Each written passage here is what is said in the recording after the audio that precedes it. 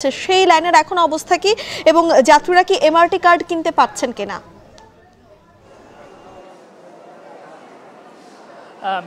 আমি এই মুহূর্তে রয়েছি মতিঝিল স্টেশনে। যেমনটা আপনি বলছিলেন, এখানে শিক্ষার্থীদের যে দিনভর আন্দোলন চলছিল তার প্রভাব কিন্তু আমরা দেখেছি। বিশেষ করে এই স্টেশনে আমরা এসে দেখেছি যে যাত্রীদের যে ভিড়, উপচে পড়া ভিড় ছিল, সেটি ক্রমাগত দিন শেষে বেলা শেষে আরও বেড়েছে। এখনও সে চাপ অব্যাহত রয়েছে।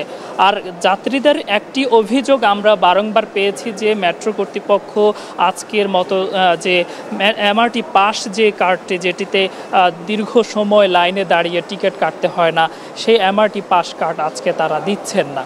আর এর কারণ হিসেবে যেমনটা আমরা জানতে পেরেছি, মূলত সার্ভার জটিলতার কারণে এমনটা তৈরি হয়েছে। আপনাকে জানিয়ে রাখতে চাই যে সরকারি চাকরির কোটা ব্যবস্থা সংস্কারের দাবিতে শিক্ষার্থী এবং চাকরি প্রত্যাশীদের অবরোধের কারণে কিন্তু মেট্রো রেলের উপর যাত্রীর চাপ বেড়েছে ব্যাপকভাবে।